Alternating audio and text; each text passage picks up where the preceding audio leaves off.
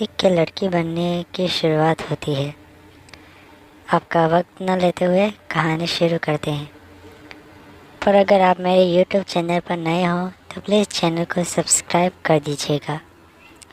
अब कहानी शुरू करते हैं। एक गलती की कीमत भाग दो। अगली सुबह जब मैं उठा तो खिड़की से तेज धूप निकल रही थी। मैं उठ बैठा और कल जो हुआ वह सब मुझे वापस याद आने लगा। और पहली चीज़ जो मैंने की वह यह देखने के लिए खिड़की से बाहर कि मैं कहाँ पर हूँ। सामने एक बड़ा सा आंगन था जिसमें ऊंची अहाते की दीवार थी जिसके ऊपर कांटेदार तार लगे थे। सामने के गेट पर वर्दी में दो पहरेदार थे और आसपास कहीं भी कोई इमारत दिखाई नहीं दे रही थी। मैंने जो देखा उसमें मैंने अनुमान लगाया कि मैं शहर के बाहरी इलाके में एक फार्म हाउस में हूँ। यह भी महसूस किया कि मेरे यहाँ से बचने का कोई रास्ता नहीं था और कोई चारा न होने के कारण मैं वॉशरूम गया और नहाया, फिर खुद को तरोताज़ा किया। मेरी माँ ने मेरे लिए जो कपड़े पैक किए थे उनमें से मैंने एक टी शर्ट और जीन्स पहन ली। मैं अभी भी अपने माता पिता के लिए बहुत चिंतित था, लेकिन व्यावहारिक रूप से कुछ नहीं कर सका। मैं एक डाइनिंग एरिया में गया और श्रीमती शर्मा को मेरा इंतज़ार करते हुए पाया। उसने इस बार फिर अपनी भावहीन मुस्कान दी और मुझे बैठने को कहा।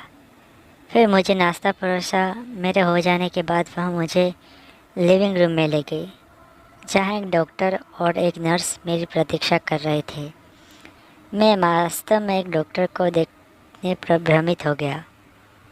इसमें था नहीं, किसी भी तरीके से बीमार लग रहा था। श्रीमती शर्मा मुझे डॉक्टर के पास छोड़कर अंदर चली गई। उसने मुझे बधाई दी। गुड मॉर्निंग श्री प्रतीक, मैं डॉक्टर राज हूँ और यह मेरा सहायक है। आप कृपया अपनी सीट ले सकते हैं, उन्होंने कहा द्वारा सोफे को संकेत दिया। मैं बैठ गया और उसने मेरा ब्लड प्रेशर और अन्य सामान जांचना शुरू कर दिया। मुझसे मेरे मेडिकल इतिहास के बारे में पूछा। उन्होंने मेरे खून के नमूने भी लिए। मुझसे कहा, आपकी रिपोर्ट 1-2 दिन में तैयार हो जाएगी और मैं उन्हें मिस्टर मनीष को भेज दूँगा। अगर आपको कोई दवा लेने की ज़रूरत होगी तो मैं आपको बता दूँगा। थैंक यू मिस्टर प्रतीक, आपका दिन शुभ हो। उन्होंने फिर से मुझे बधाई दी और चले गए। मैं बैठक में अकेला रह गया और तभी श्रीमती शर्मा अंदर आई और कहा, आप चाहे तो अपने कमरे में वापस जा सकते हैं या यहाँ रह सकते हैं, और चली गई। मैं अपने कमरे और होने भी कुछ नहीं करना, मैं वापस चला गया। बस बंद पर टीवी, मेरे माता पिता के बारे में विचार मेरे मन में वापस आने लगे। अगले 2 दिनों तक मेरे पास टीवी देखने और खाना खाने के अलावा कुछ नहीं था। अगले दिन नाश्ते के बाद श्रीमती शर्मा ने मुझे निगलने के लिए 3 गोलियां दी। मैंने उससे पूछा कि यह किस लिए था और उसने उत्तर दिया कि डॉक्टर राज ने गोलियां भेजी और बिना कुछ बोले चला गया। अगले बिना किसी अन्य विकल्प के मैंने गोलियां खा ली। उसने मुझे रात के खाने के बाद भी वही गोलियां दी।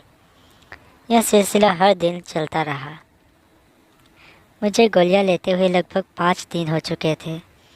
मैं सुबह उठा और देखा कि मेरे शरीर के बाल इतने झड़ गए थे कि मेरे हाथों और पैरों के कुछ हिस्सों पर स्पष्ट धब्बे थे। हालांकि यह अजीब था, मैंने इससे ज़्यादा परेशान नहीं किया। यह कुछ और दिनों तक चलता रहा और मेरे सिर और बाहों पर बालों के अलावा मेरे शरीर पर बिल्कुल भी बाल नहीं थे। फिर भी मुझे नहीं लगा कि यह गंभीर है और इसे नज़रअंदाज किया। कुछ दिन और बीत गए। मैंने अपने पूरे शरीर में दर्द महसूस करना शुरू कर दिया और यह भी देखा कि मेरे सिर पर बाल मेरे कंधों को छूने के लिए काफ़ी लंबे हो गए हैं। मैंने श्रीमती शर्मा से कहा कि मैं बाल कटवाना चाहता हूँ और उन्हें शरीर के दर्द के बारे में बताया। उसने कहा वह मनीष से बात करेगी और मुझे बताएगी कि वह क्या कहता है। वह 1-1 घंटे के बाद अपने कमरे में वापस आया और कहा कि शरीर के दर्द के बारे में चिंता करने की कोई बात नहीं है, यह कुछ दिनों में कम हो जाएगा। उसने मुझसे यह भी कहा मुझे अपने बाल नहीं काटने हैं, जो बहुत अजीब था, लेकिन मैंने जवाबी कार्रवाई नहीं की और बस अपना सिर हिला दिया। कुछ और सप्ताह बीते और मैं वहाँ नोटिस शुरू कर दिया। पहले मेरे शरीर संरचना पर कोई स्पष्ट परिवर्तन मेरे बड़े हो रहे थे बड़े हो रहे थे। मेरी छाती पर मेरे वो बहुत बड़े हो रहे थे और मेरे टी शर्ट के माध्यम से दिखाई दे रहे थे। फिर जब मैंने यह बात श्रीमती शर्मा को बताई तो उन्होंने वही बात दोहराई। इस बार श्रीमती शर्मा ने मुझे गोलियां दी तो मैं परेशान हो गया और गोलियां लेने से इनकार कर दिया। उसने जवाब दिया, बेहतर होगा कि तुम अपनी गोलियां ले लो, नहीं तो मिस्टर मनीष नाराज़ हो जाते और इससे तुम्हारा या तुम्हारे परिवार का कोई भला नहीं होता। उस धमकी को सुनकर मैं डर गया और गोलियां खा ली। ये गोलियां 1 महीने से अधिक समय तक चलती रही। अब मेरे बाल लंबे हो गए, मेरे कंधों के ठीक ऊपर पहुंच गए। मेरी त्वचा सुपर चिकनी हो गई और चमकने लगी। मेरे शरीर का ढांचा इतना बदल गया कि मैं अब अपने पुराने कपड़े नहीं पहन सकती थी। मेरी कमर मेरी पुरानी पैंट में फिट होने के लिए बहुत बड़ी थी और अब मेरे बोबा भी बहुत बड़े, पूरी तरह से विकसित हो चुके थे। इसके अलावा मेरी कलम में एक नगण्य आकार के लिए सिकुड़ था।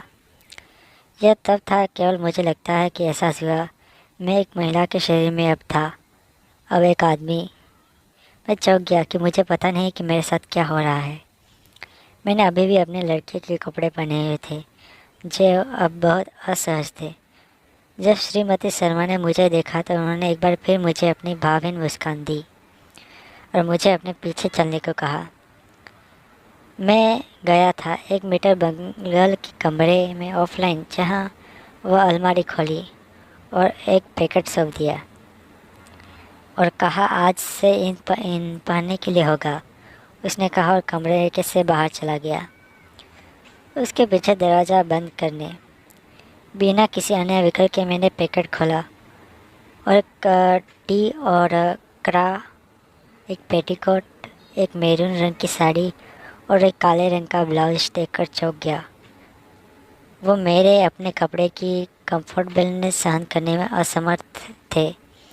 मैं कपड़े पहन रखा था हटा दिया और मेरे हाथ में काले झांगिया और क्रा ले लिया।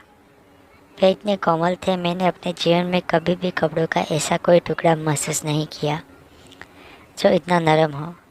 मैंने बिना किसी समस्या के टी पहन ली थी, लेकिन समझ में नहीं पा रहा था कि क्रा में मौजूद कोई अन्य सामान कैसे पहना जाए। इसलिए मैंने अपने लड़कियों वाले सीने को ढकने के लिए पहनी हुई टी शर्ट को पकड़ लिया और श्रीमती शर्मा को दाला में खड़ा पाया। मुझे बाहर झाँकता देख वह कमरे में आई और क्रा को मेरी ओर पकड़कर मुझे टी शर्ट दूर रखने को कहा। मुझे उसके सामने फिर सिर्फ ये घिया पहन कर खड़े होने में बहुत शर्म आ रही थी, लेकिन मेरे पास कोई विकल्प नहीं था। श्रीमती शर्मा ने क्रा को मेरी बाहों से सरकाया और क्रा को हुक करने के लिए वापस चले गए। जिस क्षण वो मुझे क्रा को जोड़ा गया, मुझे एक बहुत ही अजीब लेकिन मजबूत और संतोषजनक एहसास हुआ जो मैंने पहले कभी महसूस नहीं किया। जब मैंने पहली बार ब्रा पहनने के एहसास का आनंद ले रही थी, श्रीमती शर्मा ने जब अपना गला साफ किया तो मुझे मेरी कल्पना से बाहर कर दिया। वो मेरे पास कदम रखने के लिए पेटीकोट पकड़े हुए थी। मैंने निर्देशन अनुसार किया।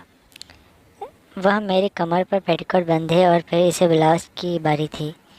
इसके बाद श्रीमती शर्मा ने एक एक कदम समझाते हुए मुझ पर मैरून साड़ी लपेट दी और अंत में कहा कि कल से मेरे कपड़े पहनने में वह मेरी मदद नहीं करेगी।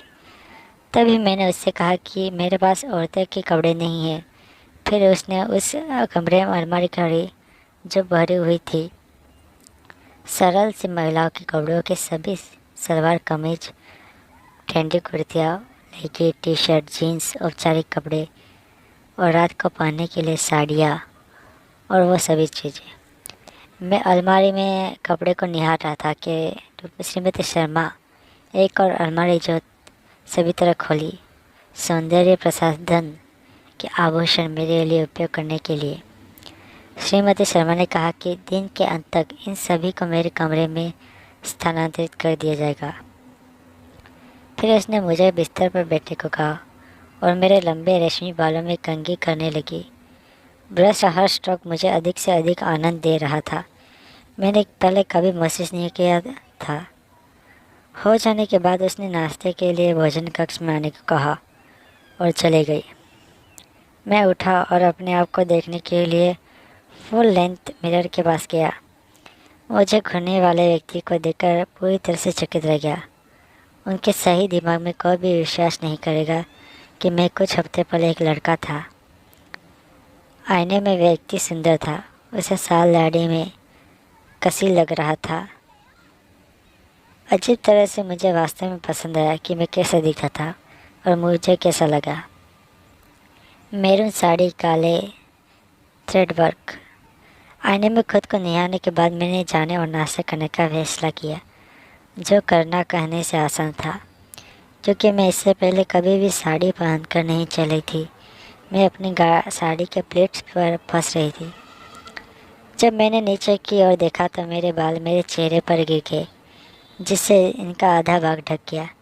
किसी तरह मैं बिना गिरे या साड़ी को बिना फाड़े डाइनिंग टेबल तक पहुंचने में कामयाब रहा। नाश्ता ख़त्म करने के बाद मुझे लिविंग रूम में रुकने के लिए कहा गया।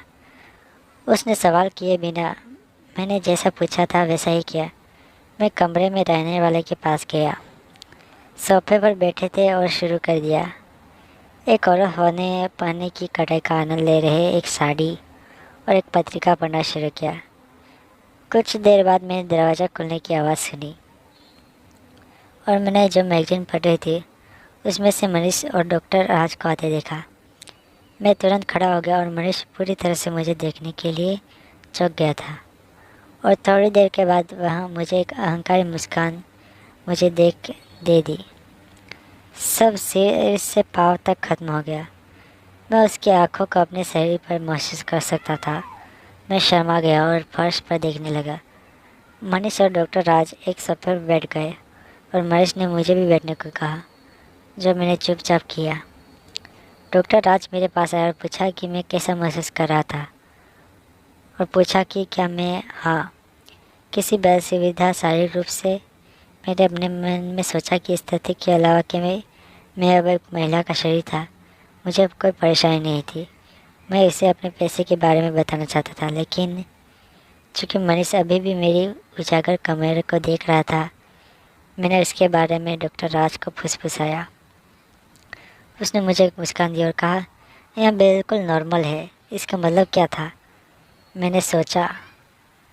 मुझे मेरे दिव्य सपने से वापस लाने के लिए मनीष ने अपना गला साफ किया। उन्होंने डॉक्टर राज को उनके द्वारा किए गए उत्कृष्ट कार्य के लिए धन्यवाद दिया और कहा कि उनका चेक अगले 1 घंटे में उनके कार्यालय पहुंच जाएगा। उन दोनों ने हाथ मिलाए और डॉक्टर राज बिना कुछ बोले ही चले गए। मैं यह सुनकर चौंक गया कि मनीष इसके लिए डॉक्टर राज को भुगतान कर रहा था। तो ऐसा जानबूझकर मनीष ने किया, लेकिन क्यों? मनीष ने मुझे फिर से होश में लाने के लिए अपना गला साफ किया और कहा, मुझे पता है कि तुम्हारे पास मुझसे बहुत सारे सवाल हैं, जैसे मैं कौन हूँ, मैं तुम्हें यहाँ क्यों लाया हूँ, मैंने तुम्हें औरत क्यों बनाया दिया, आपके माता पिता आदि के साथ क्या हुआ। भाई, हमारे पिता बहुत लंबे समय से मेरी कंपनी में मेरे लिए काम करते थे। इस वजह से मुझे उस पर बहुत भरोसा था। इवेंचुअली वह कंपनी है जो धोखाधड़ी करने के लिए इस्तेमाल और अपने पिता के बारे में कुछ गोपनीय जानकारी पता करने के लिए मिला है।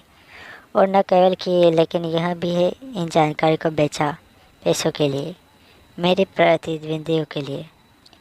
जो कुछ उसने किया था उसके लिए मैं तुम्हारे पिता को चला देता, लेकिन उसके लिए एक छोटी सी सजा होगी। यह बहुत जल्द ख़त्म हो जाएगी। तथ्य यह है कि एक को देखते हुए मेरी ही तो फिर से एक के रूप में, रहस्य के रूप में वे व्यापक रूप से समाज में स्वीकार नहीं कर रहे हैं। और मैं समाज में मेरी प्रतिष्ठा बनाए रखने के लिए अपनी कंपनी के चेहरे हूँ। मैं इस विचार के साथ आया। मैंने तुम्हारे पिता से कहा कि या तो वह तुम्हें मेरे साथ भेज सकता है या बोल सकता है कि उसका कभी एक बेटा था, या अपने बेटे को अपनी आंखों के सामने ऊपर जाते हुए देख सकता है। तुम्हारे माता पिता दोनों काफ़ी स्मार्ट थे। उन्होंने मुझे मेरे साथ भेजने का फैसला किया, इसलिए आप यहाँ हैं। और पिछले कुछ हफ्तों में से आप हार्मोन रिप्लेसमेंट थेरेपी से गुजरे हैं, इसलिए अब तक तुम एक लड़की औरत बन चुके हो। वह मेरे जवाब की प्रतीक्षा में रुक गया, लेकिन मैं टूट गया और कुछ भी नहीं सोच सका। मेरी आंखों में आंसू थे। मैंने उससे केवल एक ही बात पूछी, तुमने मेरे माता पिता के साथ क्या किया? क्या उन्हें मैं फिर कभी देख पाऊँगा? एक गहरी सांस ली और कहा, अपने माता पिता अभी जीवित है और उनके सभी खर्चों मेरे द्वारा वहन किया जाएगा। नहीं, तुम अपने माता पिता को फिर कभी नहीं देखोगी। मैं पूरी तरह से टूट गया और फर्श पर गिर गया। वह केवल सकारात्मक बात थी, कम से कम वह जिंदा तो थे। मैं अपने आप की ओर रचना की, उस पर देखा और पूछा, क्या आप जा रहे हैं और मेरे साथ? मुझे लगता है कि आपने आज मुझसे काफ़ी सुना है, लेकिन मैं आपको एक बात बता दूंगा। कुछ योजना बनाई है हमारे लिए, बहुत ही ख़ास है। श्रीमती शर्मा सिखाना शुरू कर देंगी। अब अन्य महिला के कुछ सप्ताह के बाद सामान जब अपने परिवर्तन अपने अंतिम चरण में होंगे। उन्हें अच्छी तरह से सीखो। मैं तुम्हें जल्द ही मिलूँगा, प्रीति। अलविदा, उसने कहा और वो चला गया। मेरा सिर घूम रहा था। पृथ्वी पर क्या यह मतलब हमारे लिए योजनाएं होने से? उसने मुझे प्रीति कहा। क्या यही अब मेरी पहचान बनने वाली थी? क्या मैं अब प्रीति थी? इस कहानी का अगला पार्ट जल्द ही आएगा। अगर आप इस कहानी का अगला पार्ट सबसे पहले देखना चाहते हैं तो आप हमारे यूट्यूब चैनल को सब्सक्राइब कर सकते हैं। और बहुत बहुत धन्यवाद वीडियो पूरा देखने के लिए। आपसे एक बार फिर मुलाकात होगी मेरे इस कहानी के अगले वीडियो में। तब तक के लिए अलविदा। अपना ख्याल रखें और दूसरों का भी ख्याल रखें। Have a nice day. Good bye.